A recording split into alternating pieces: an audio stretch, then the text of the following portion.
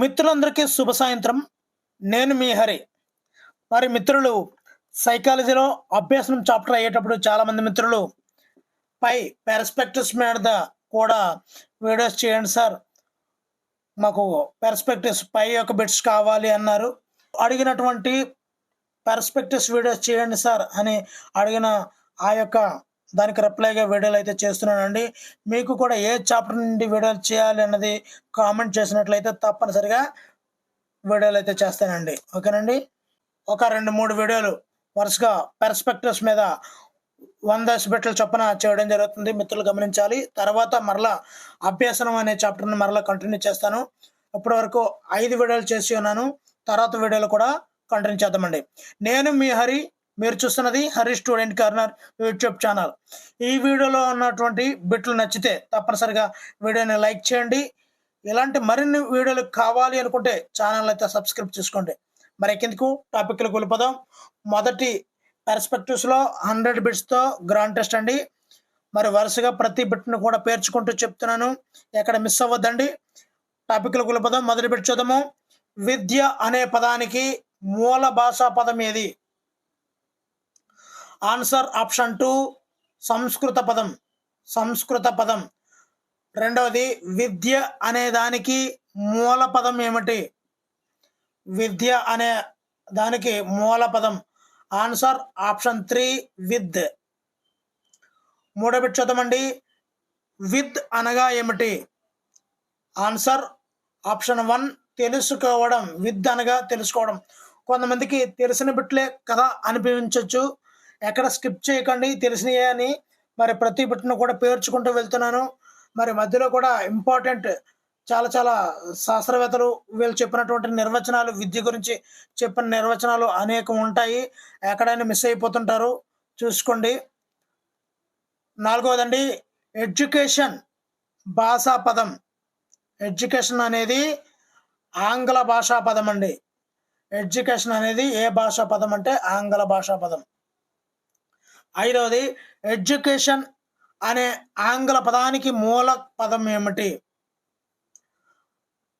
Answer option 4 educare and ఎడ్యుషర్. ఈ రెండు కూడా ఎడ్యుకేషన్ అనే ఆంగ్ల పదానికి మూల పదాలు.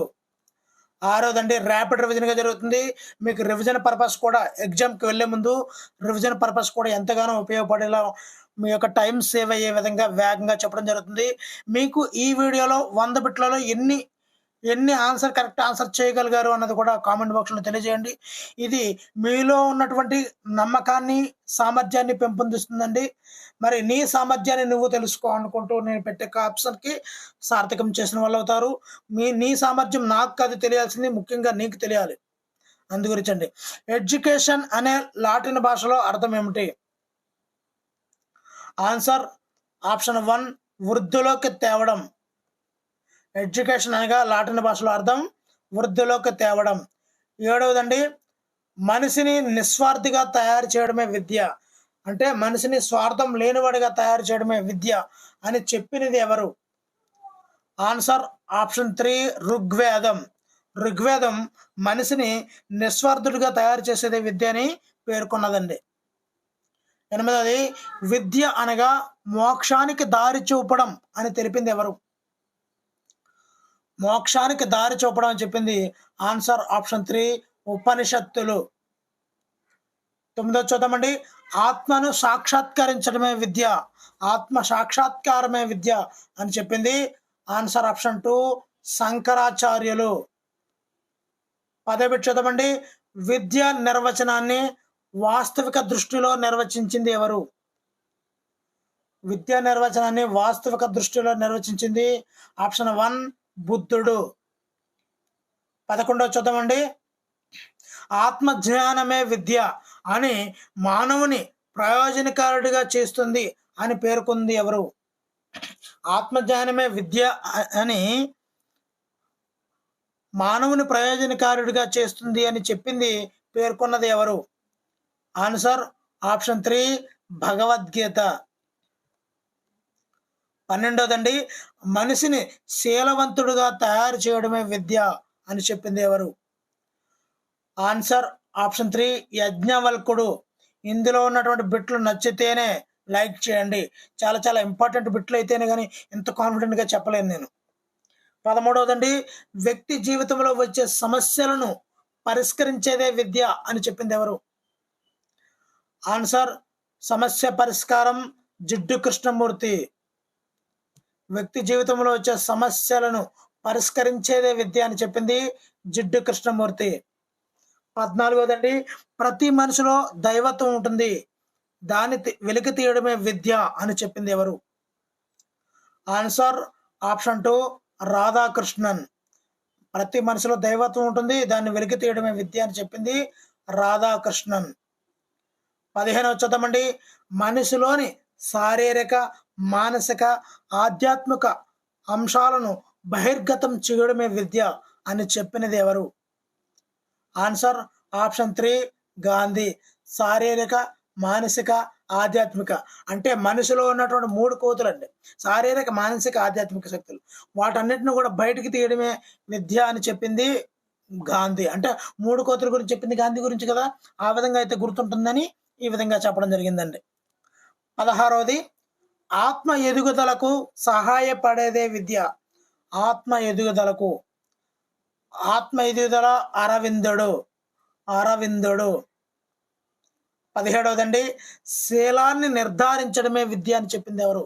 శీలాన్ని నిర్ధారించడమే విద్య అని చెప్పింది దయానంద సరస్వతి. 18వదండి, దేని ద్వారా బుద్ధి వికసిస్తుందో, మనిషి స్వశక్తితో నిలబడతాడో అదే విద్య అని చెప్పింది ఎవరు?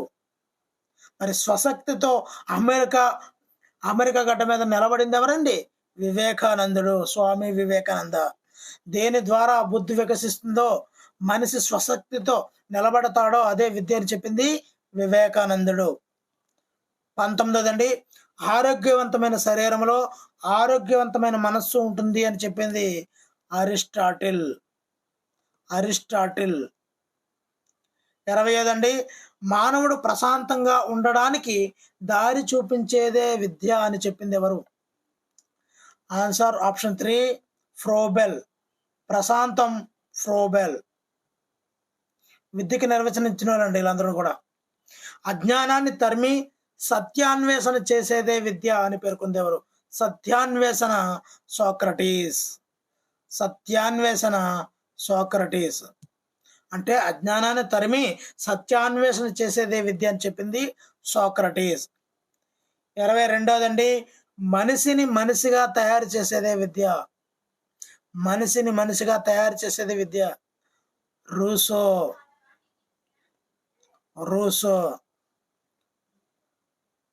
23వదండి, సంపూర్ణ మానవ వికాసమే విద్య అని చెప్పింది ఎవరు? ఆన్సర్ కొమేనియస్. సంపూర్ణ మానవ వికాసమే విద్య అని చెప్పింది కొమేనియస్. 24వదండి, జీవితమే ఒక విద్య అని చెప్పింది ఎవరు? Answer John Dewey. జీవితమే ఒక విద్య, జాన్ డ్యూయి. 25వదండి, మనస్సు నియంత్రించగల శక్తి విద్య అని పేర్కొన్నది ఎవరు? మనస్సును నియంత్రించగలిగే శక్తి విద్యకు ఉంది అని చెప్పింది ఎవరు? Answer Emerson. మనస్సును నియంత్రించాలంటే ఖచ్చితంగా ఆ మనస్సును నియంత్రించలేకపోతే అధపతాళానికి వెళ్ళిపోగలం మనం. అందుకే మనస్సును నియంత్రించగల శక్తి ఒకే ఒక విద్యకు ఉందండి. అందుకే విద్య లేనివాడు వింత పశువు అంటాం. అందుకే ఆ విద్య ఉన్నవాడు మనస్సును నిగ్రహించుకొని నియంత్రించగల శక్తి ఉంటుందండి. సో అలాగా మనస్సు నియంత్రించగల శక్తి విద్య అని పేర్కొన్నది ఎమర్సన్. 26వదండి, వ్యక్తి ఆలోచన శక్తిని పెంపొందించేది విద్య అని చెప్పింది ఎవరు? ఆలోచన శక్తిని డెకార్ట్. వ్యక్తి ఆలోచన శక్తిని పెంపొందించేది విద్య అని చెప్పింది డెకార్ట్. మరి 27వది, విద్య ఒక ప్రక్రియ. ఆన్సర్ విద్య అనేది జీవితాంత ప్రక్రియ అండి. మరి ఏ దశలో ఉన్నా కూడా వ్యక్తి ఏ దశలో ఉన్నా, బాల్య దశ నుంచి వృద్ధాప్య దశ, అవధాన దశ వరకు జీవితాంతం నేర్చుకుంటూనే ఉంటాడు. అలా నేర్చుకునేదాన్ని విద్య అనే అంటాం మనం. 28వది, విద్యా లక్ష్యం కానిది ఏది? ఇక్కడ ఇక్కడ మనం చూసుకున్నట్లయితే విద్య యొక్క లక్ష్యం కానిది సంపాదన కోసం విద్య అనేది కాదు అండి. విజ్ఞానం కోసం విద్య, సత్ప్రవర్తన కోసం విద్య, నైతిక వికాసం కోసం విద్య, కానీ సంపాదన కోసం విద్య కానే కాదు.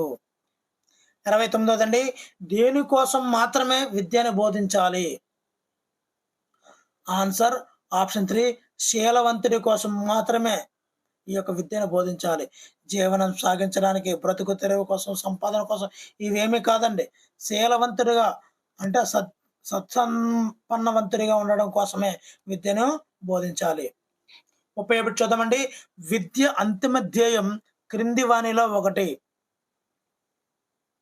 ఆన్సర్ విద్య యొక్క అంతిమ ధ్యేయం అనేది భావి భారత పౌరుణ్ణి తయారు చేయాలి.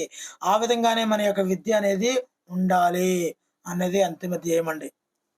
31ది, నేటి మారుతున్న సమాజంలో విద్య దేనికోసంగా మారిపోతుంది? ప్రస్తుత పరిస్థితుల్లో విద్య అనేది ఆన్సర్ ఆప్షన్ 4, బ్రతుకు తెరువు కోసం ఉంటుందండి. అసలు ఎలా ఉండాలి? శీలవంతుడిగా ఉండడం కోసం, సత్యవంతుడిగా ఉండడం కోసం విద్య అనేది ఉండాలి. కానీ ఇప్పుడు ప్రస్తుత సమాజంలో మనకి బ్రతుకు తెరువు కోసము విద్య అనేది అలా ఏమనంటే బాగా చదువుకోరు, మంచి జాబ్ వస్తుంది, హ్యాపీ లైఫ్ అంటాం. అంతే తప్ప నువ్వు మంచిగా చదువుకో, మంచిగా ఉండు అనే ఎవరో చెప్పడం లేదు. ఇప్పుడు మంచి జాబ్ కోసమే చదువు అన్నట్టే ఉంది. 32దండి, ప్రజాస్వామ్య దేశంలో నీవు ఉపాధ్యాయునిగా దేనికోసం విద్యని నమ్ముతావు? ఉపాధ్యాయుడిగా నువ్వు విద్య దేనికోసమని నమ్ముతావు? ఆన్సర్ మంచు పౌరుని కోసం, మంచు పౌరుని తయారు చేయడం కోసమే విద్యని నువ్వు నమ్ముతావు. 33దండి, విద్య సాధారణంగా ఎన్ని రకాలు? ఆన్సర్ ఆప్షన్ 2, 3 రకాలండి విద్య. 34ది, ఒక నిర్ణీత కాలంలో నిర్ణీత లక్ష్యం కొనసాగే విద్యను ఏమంటారు? ఒక నిర్ణీత కాలం ఉంది, నిర్ణీత లక్ష్యం ఉంది, దానినే నియత విద్య అంటారండి. నిర్ణీత కాలము, నిర్ణీత లక్ష్యంతో సాగే విద్యనే నియత విద్య అంటాము. 35వ చూద్దామండి. క్రింది వాటిలో నియత విద్యకు ఉదాహరణ కానిది ఏమిటి? నియత విద్యకు ఉదాహరణ కానిది ఆన్సర్ ఆప్షన్ 3, విహారయాత్రలు. 36వదండి, రోబో గురించి తెలుసుకున్న విఖ్యాత్ రోబో సినిమాను చూసినా దాన్ని నువ్వు ఏ రకమైన విద్యగా పేర్కొందువు? Answer option 3, నియత విద్యగానే పేర్కొందాం. నియత విద్య. 37వది, బహుళార్థ సాధక ప్రాజెక్ట్ పాఠం విన్న విద్యార్థి నాగార్జున సాగర్ను సందర్శించిన అది ఏ విద్య? ఆన్సర్ ఇక్కడ బహుళార్థ ప్రాజెక్ట్ అయినా నియత విద్యలకు వస్తుందండి, అది నియత విద్య. 38వది, కన్యాశుల్కం పాఠం విని విద్యార్థి గ్రంథాలయంలోకి వెళ్ళి గురజాడ నవలలను చదువుతున్నాడు, అది ఏ రకమైన విద్యగా పేర్కొనవచ్చు? ఆన్సర్ ఆప్షన్ 3, నియత విద్య. అంటే నియత విద్య గురించి పూర్తి అవగాహన కోసము ఒకదానితో ఒకటి అప్లైడ్ బిట్స్ని సంధించి మీకు ఒక నియత విద్య మీద కాన్సెప్ట్ని పెంపొందించడానికే వరుస క్రమంలో ఇవ్వడం జరుగుతుందండి, మిత్రులు గమనించాలి. 39వది, గణిత పాఠం విన్న విద్యార్థి కంప్యూటర్ ల్యాబ్కి వెళ్ళాడు, అది ఏ విద్య? ఆన్సర్ ఆప్షన్ 1, నియత విద్య అండి. అంటే కాన్సెప్ట్ని మీ మైండ్లోకి ఎక్కించడమే నా యొక్క లక్ష్యం కాబట్టి ఆ విధంగా ఉంటాయండి బిట్లన్నీ కూడా. కాలం లక్ష్యం లేకుండా జరిపే విద్యను ఏమంటారు? ఒక నిర్ణీత కాలం అంటూ లేదు, నిర్ణీత లక్ష్యం అనేది లేకుండా జరిపే విద్యను ఏమంటారు? ఆన్సర్ ఆప్షన్ 3, యాదృచ్ఛిక విద్య. యాదృచ్ఛిక విద్య. 41వది, ఈ క్రింది వానిలో యాదృచ్ఛిక విద్యా సంస్థ కానిది ఏమిటి? ఆన్సర్ ఆప్షన్ 3, గ్రంథాలయం. గ్రంథాలయం. 42వదండి, ఒక వ్యక్తి జీవితంలో ఏ విద్య ద్వారా ఎక్కువ విజ్ఞానం పొందుతున్నాడు? దేని ద్వారా పొందుతాడండి? ఎస్, ఆప్షన్ 4, యాదృచ్ఛిక విద్య ద్వారా. మనం పుస్తకాలలో చదువు నేర్చుకున్న దానికన్నా సమాజంలోని సినిమాల ద్వారా, విహారయాత్రల ద్వారా నేర్చుకునే యాదృచ్ఛిక విద్య ద్వారా మనం ఎక్కువ సంపాదించుకుంటాం. మన యొక్క విజ్ఞానాన్ని బాగా సంపాదించుకుంటాము. కాబట్టి యాదృచ్ఛిక విద్య. 43వదండి, వ్యక్తి జననం నుండి మరణం వరకు కొనసాగే విద్య ఏమిటి? ఆన్సర్ ఆప్షన్ 1 యాదృచ్ఛిక విద్యే. 44వదండి, అభ్యాసకుడికి నేను అభ్యసిస్తున్నానని తెలియకుండానే జరిగే విద్య ఏమిటి? ఆన్సర్ ఆప్షన్ 4 యాదృచ్ఛిక విద్య. వాడు అభ్యసిస్తున్నాడని తెలియదు, కానీ కొత్త విషయాలు నేర్చేసుకుంటుంటాడు. ఏదో ప్రాబ్లం వచ్చింది, సైకిల్ తొక్కుతూ వెళ్తున్నాడు, ఒక ప్రాబ్లం వచ్చింది, ఓహో ఇక్కడ పలానా అంశం వల్ల ఈ విధంగా అయ్యింది అని ఆటోమేటిక్గా విద్యలో నేర్చుకుంటుంటాడు. అలాంటి విద్యను మనం యాదృచ్ఛిక విద్య అని కూడా అంటాం.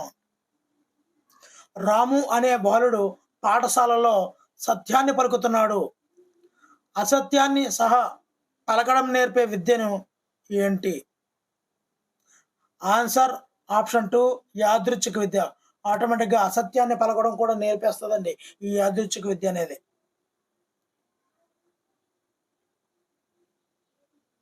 46వది, నిర్ణీత లక్ష్యం కలిగి కాలం లేకుండా విద్య ఏమిటి?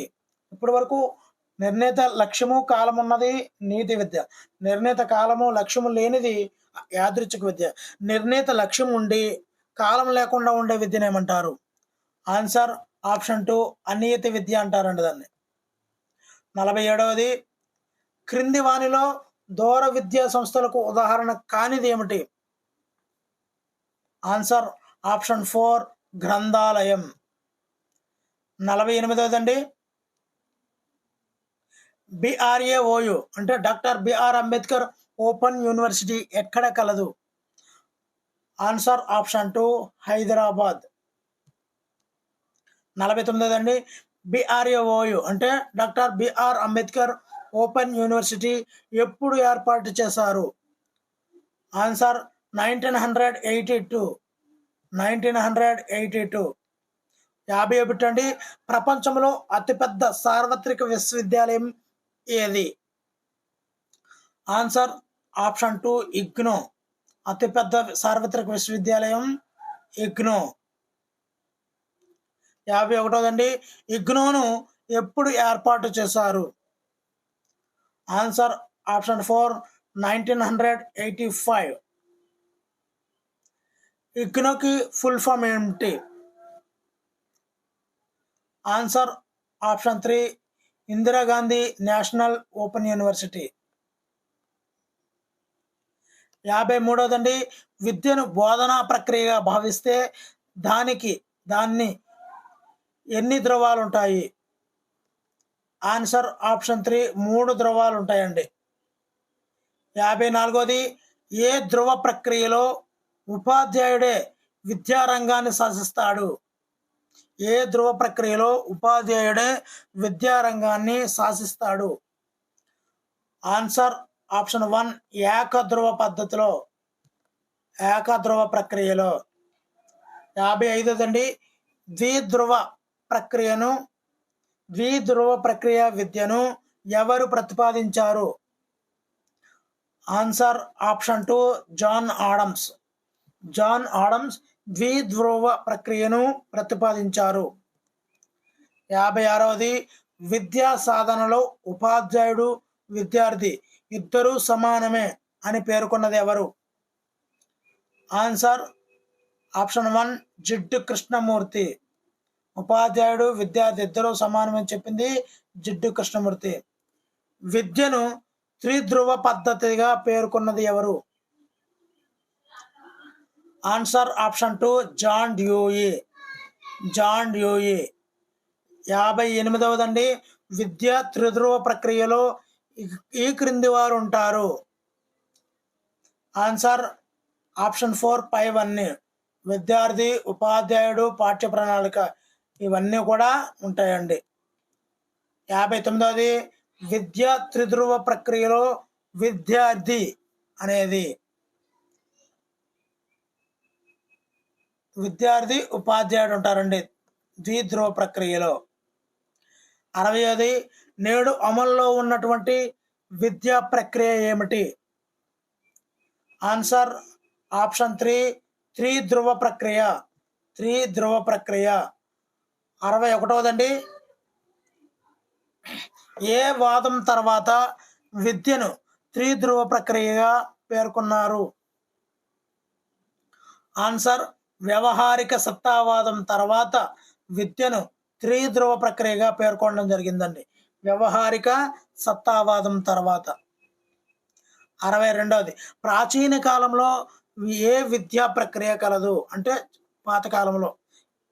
ఆన్సర్ ఆప్షన్ 1 ఏకధ్రువ ప్రక్రియ కాలం కలదు. అంటే ఉపాధ్యాయుడు ఉపన్యాస పద్ధతి ద్వారా చెబుతూ ఉంటే, అంటే ఒకప్పుడు గురుకులాలు ఉండే కదండి, ఆ గురుకులాలలో ఉన్నటువంటి గురువు గారు ఉపన్యాస పద్ధతిలో చెప్తుంటే విద్యార్థి పాక్షికంగా ఉంటూ తన యొక్క యాక్టివ్ కాకుండా ఉంటూ పాసివ్గా ఉంటూ నేర్చుకోవడం అండి, అది ఏకధ్రువ ప్రక్రియ అండి. 63వది, భారత రాజ్యాంగం అమల్లోకి వచ్చినప్పుడు విద్య ఏ జాబితాలో ఉండేది? ఆన్సర్ ఆప్షన్ 2 రాష్ట్ర జాబితాలో ఉండేదండి. 64వది, విద్య ప్రస్తుతం ఏ జాబితాలో ఉంది? ఆన్సర్ ఆప్షన్ 3 ఉమ్మడి జాబితాలో ఉందండి ప్రస్తుతం అయితే. 65వది, ఏ రాజ్యాంగ సవరణ ద్వారా విద్యను ఉమ్మడి జాబితాలోకి మార్చారు? ఒక సవరణ అయితే చేస్తారు కదా, ఆ సవరణే 42 42వ రాజ్యాంగ సవరణ ద్వారా విద్యను ఉమ్మడి జాబితాలోకి మార్చడం జరిగింది. 66వది 42వ రాజ్యాంగ సవరణ ఎప్పుడు చేశారు? ఆన్సర్ 1976లో 42వ రాజ్యాంగ సవరణ చేశారు. దీని ద్వారా విద్య అనేది రాష్ట్ర జాబితా నుండి ఉమ్మడి జాబితాలోకి పంపించడం జరిగిందండి. 67వది, రాజ్యాంగం అమల్లోకి వచ్చినప్పుడు ఉచిత నిర్బంధ విద్యను ఎక్కడ పేర్కొన్నారు? ఆన్సర్ ఆప్షన్ 3 ఆదేశ సూత్రాలలో ఉచిత నిర్బంధ విద్య గురించి పేర్కోవడం జరిగింది. 68వది, రాజ్యాంగం అమల్లోకి వచ్చినప్పుడు ఉచిత విద్యను పేర్కొనే రాజ్యాంగ ఆర్టికల్ ఏమిటి? ఆన్సర్ ఆప్షన్ 4 ఆర్టికల్ 45 అనేది ఉచిత నిర్బంధ విద్యను గురించి తెలిపే రాజ్యాంగ ఆర్టికల్ 45. 69వది, ప్రస్తుతం ఉచిత నిర్బంధ విద్య పేర్కొనే ఆర్టికల్ ఏమిటి? ఉచిత నిర్బంధ విద్య ఆర్టికల్ ఏమిటి? ఆన్సర్ ఆప్షన్ 2 21A ఉచిత నిర్బంధ విద్య ఆర్టికల్ 21A. 75వదండి, ప్రభుత్వ విశ్వవిద్యాలయాల్లో మత బోధన నిషేధం అని సూచించే ఆర్టికల్ ఏమిటి? చాలా చాలా ఇంపార్టెంట్ బిట్లండి. ఆర్టికల్ ఆప్షన్ 4 ఆర్టికల్ 28 మత బోధన నిషేధం ఆర్టికల్ 28. 71వదండి, అల్పసంఖ్యుల వారి భాష, లిపి, సంస్కృతిని కాపాడుకోవచ్చు అని పేర్కొనే భారత రాజ్యాంగ నిబంధన ఏమిటి? ఆన్సర్ ఆప్షన్ 29 అండి, 29వ రాజ్యాంగ నిబంధన. 72వదండి, అల్పసంఖ్యాకులు విశ్వవిద్యాలయాలు స్థాపించుకోవచ్చు అని పేర్కొనే ఆర్టికల్ ఏమిటి? ఆన్సర్ ఆప్షన్ 3 31 విశ్వవిద్యాలయాలు స్థాపించుకోవచ్చు అని చెప్పే ఆర్టికల్ 31. 73వదండి, వెనుకబడిన తరగతుల పిల్లలకు మెరుగైన విద్యను సూచించే ఆర్టికల్ ఏమిటి? ఆన్సర్ ఆప్షన్ 3 46 వెనుకబడిన తరగతుల పిల్లలకు మెరుగైన విద్యను సూచించే ఆర్టికల్ 46. 74వదండి, పిల్లలకు మాతృభాషలో విద్య అందించాలి అని పేర్కొనే ఆర్టికల్ ఏంటి?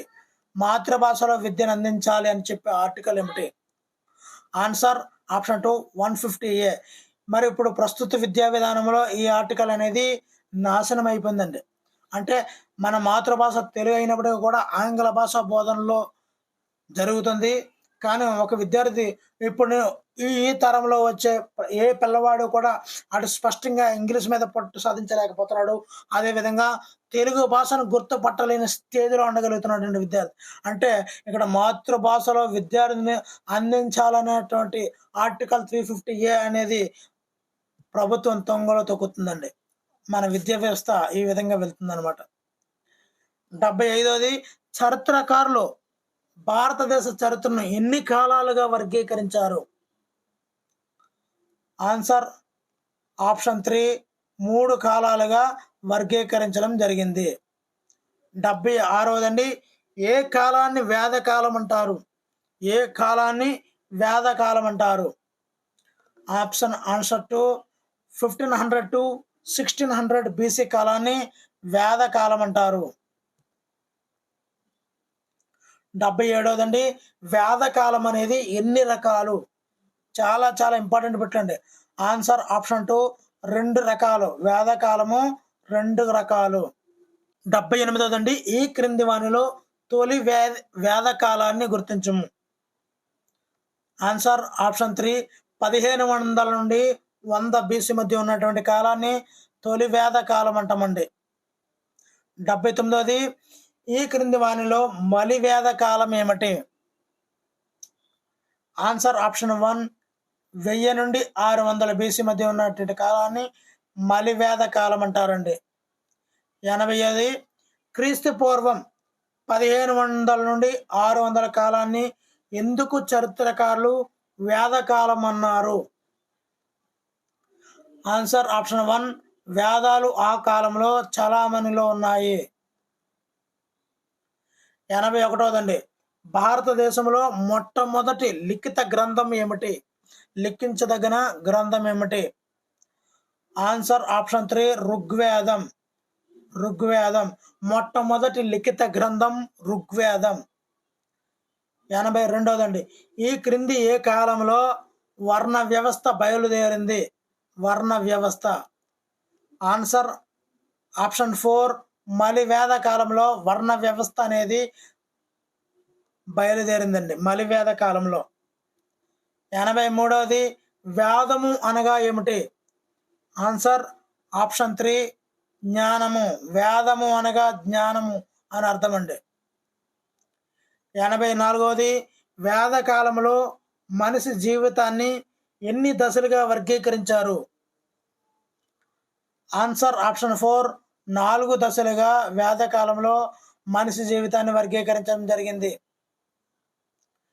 95వదండి వేదకాలంలో విద్య ఆధారంగా క్రింది వానిలో భిన్నమైనది ఏమిటి? ఆన్సర్ ఆప్షన్ 2 శూద్రులు. శూద్రులు. 86వదండి వేదకాలంలో ఎవరికి విద్యా సౌకర్యం లేదు? ఎవరికి లేదు విద్యా సౌకర్యం లేదు? ఆన్సర్ స్త్రీలు శూద్రులు వీళ్ళకి విద్యా సౌకర్యం అనేది ఈ వేదకాలంలో లేదండి. 87వది ఈ క్రింది వానిలో వేద విద్య లక్ష్యం కానిది ఏమిటి?